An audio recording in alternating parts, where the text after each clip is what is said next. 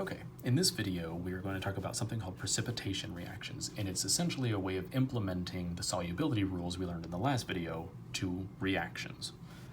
Okay, so the idea is this is when you mix two aqueous solutions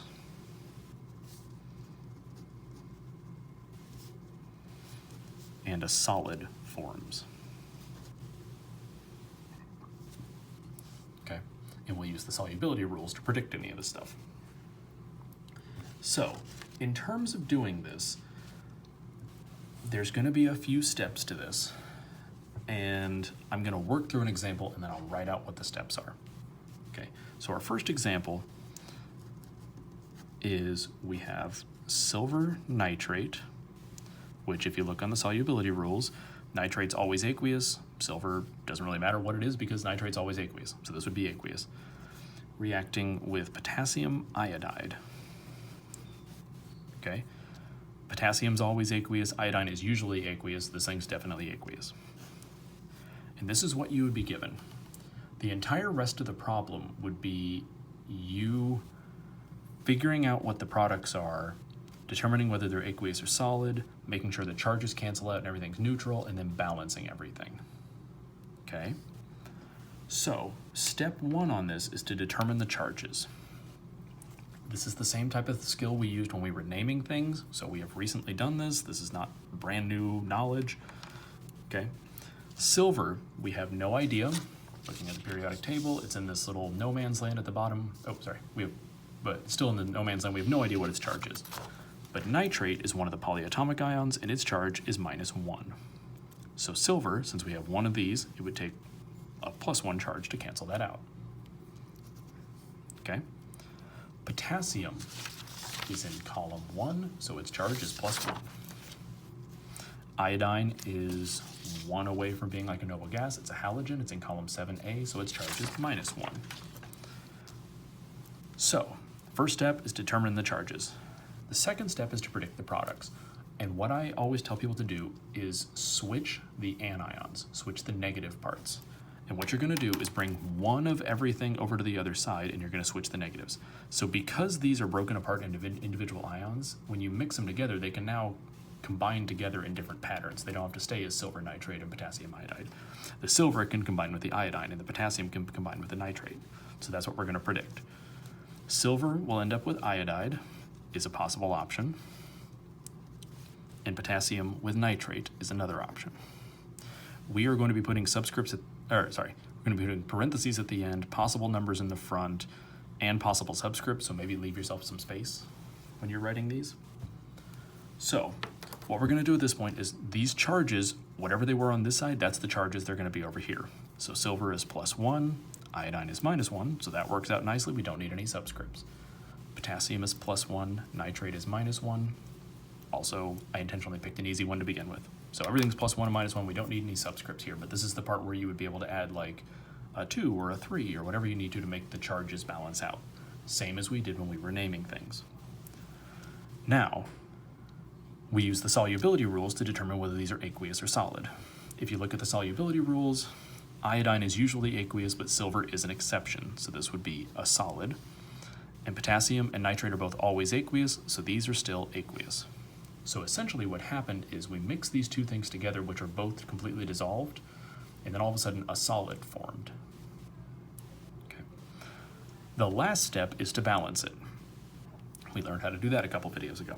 So we have one silver, one nitrogen, 3 oxygens, 3 oxygens, 1 potassium, 1 iodine, 1 iodine. I intentionally picked a really easy one that didn't require any charges to cancel out, it didn't require any balancing. Everything worked out really nicely. Okay. So the step-by-step process for this. Step 1 is to determine the charges.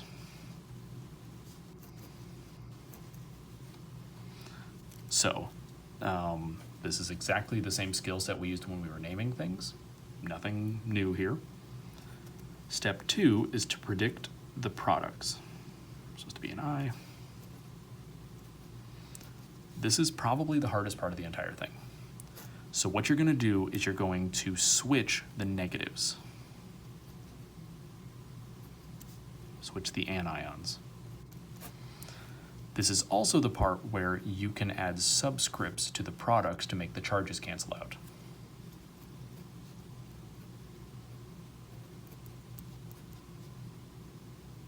To make neutral salts. Okay. Step 3 is we determine whether or not things are aqueous or solid.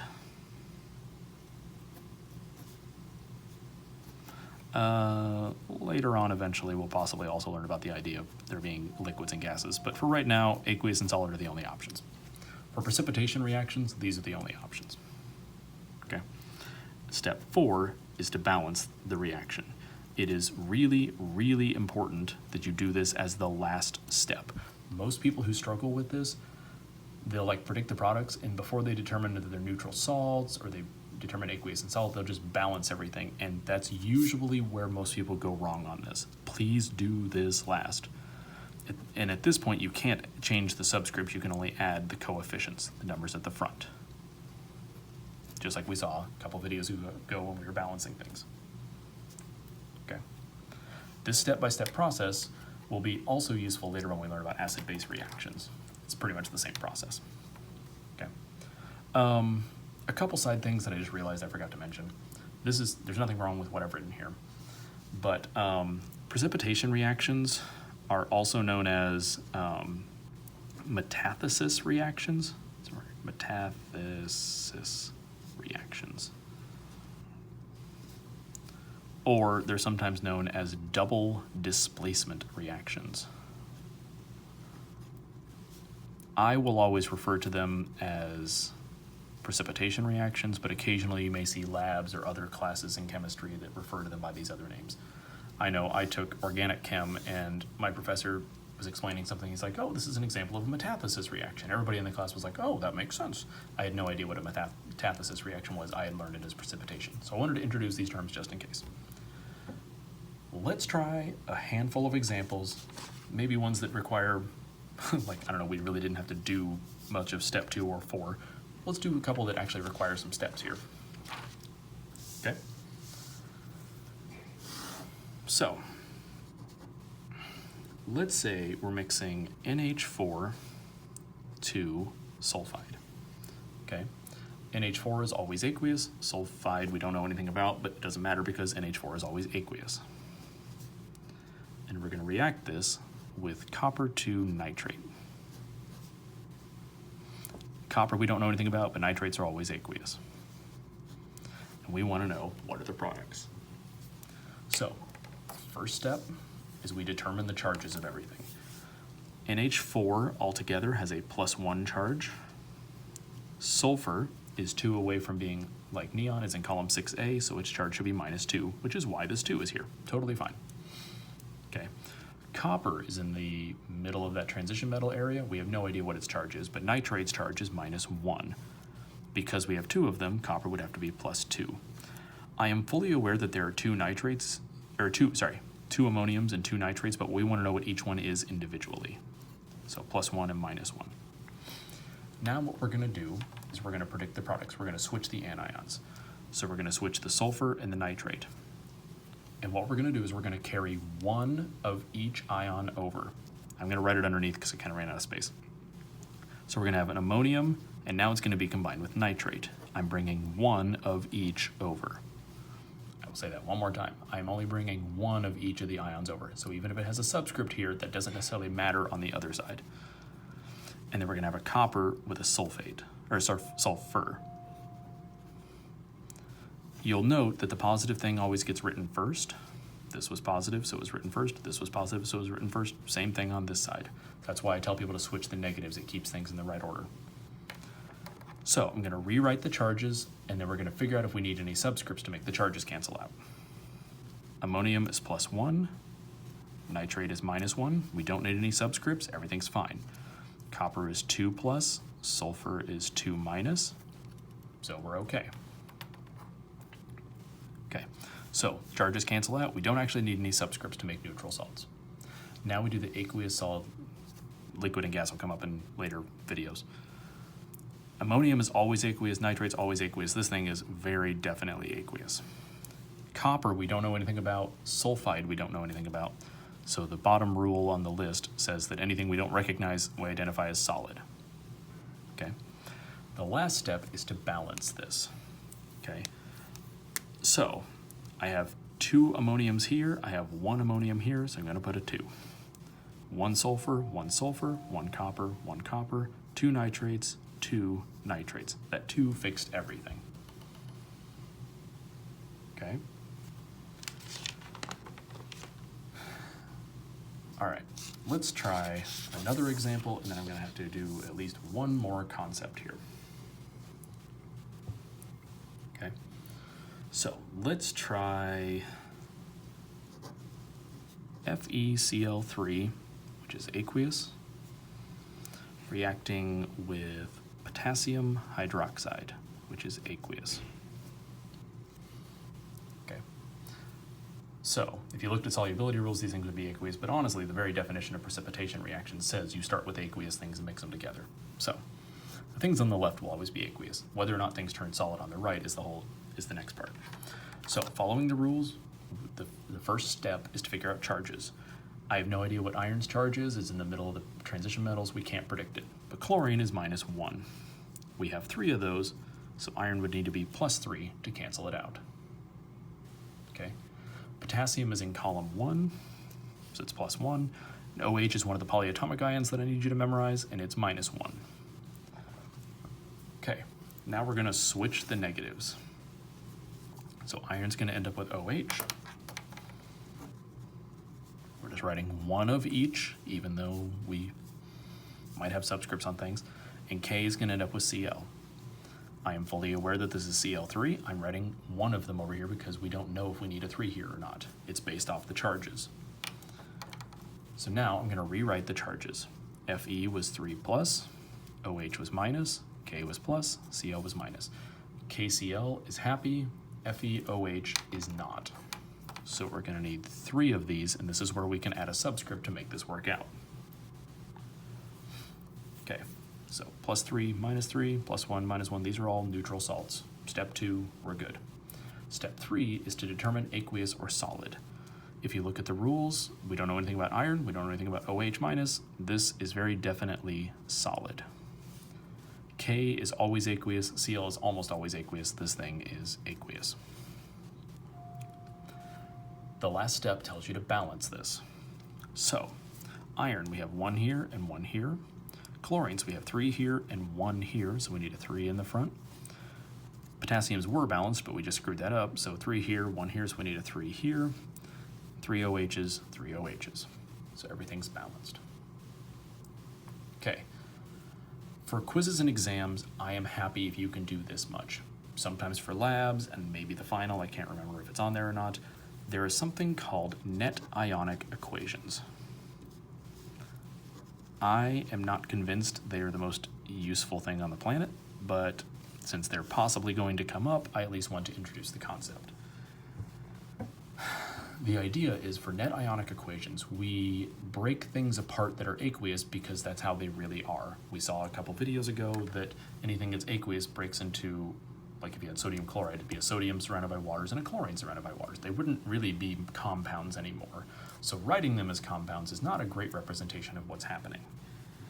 So for net ionic equations, essentially anything that is aqueous, you break it apart into the individual ions. I'm going to work through this one. So FeCl3, we have an iron with a 3+ charge, and if it was aqueous up here, it's aqueous down here. We have to indicate the charges, which is why it's an ionic equation. These would break into 3 individual Cl minuses, so I'm going to write them as like this. We have a 3 in the front here, so 3K plus aqueous plus 3OH minus aqueous. I'm running out of room. Okay, so that's the reactants. I know it's tedious, sorry. Anything that's a solid doesn't break apart, so we just write it as is.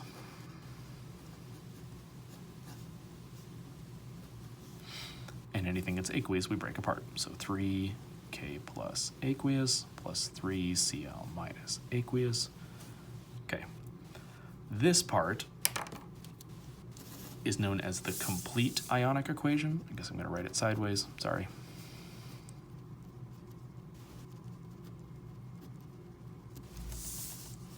complete ionic equation. The net ionic is when we cancel out anything that we can. So if we look at the reactant side and the product side, anything that is exactly the same can be canceled out. So this is 3Cl minus aqueous, 3Cl minus aqueous, we can cancel those out. 3K plus aqueous, 3K plus aqueous, we can cancel those out. Here we have Fe3 plus aqueous. Here it's a solid and it's a part of a compound. They're not the same, they don't cancel out. Same for the OHs. Here it's aqueous, here it's a solid. We cannot cancel those out. The net ionic equation is literally whatever's left. So Fe3 plus aqueous plus 3OH minus aqueous forms FeOH3 solid. This is the net ionic equation. I actually think it is absolutely completely redundant to write this, because what this is supposed to be doing is telling us how the solid was formed. But if I told you the solid was FeOH3, you probably could figure it out that it came from an Fe and 3 OHs. Going through all this tedious legwork to prove it seems excessive. So for my quizzes and exams, if you can do this part, I am ecstatic. In the lab, this occasionally comes up. On the final, this may possibly come up. So I do need you to know how to do this, but I will tell you that I don't stress it as much as some people do. A couple of the terminology things. These ones that were canceled out didn't really play a part in the final answer. These are called spectator ions. They basically are just floating around, not doing anything, watching the world fly by. They're watching the rest of it happen. They're spectating. Okay, so we're gonna stop there. All right, thank you.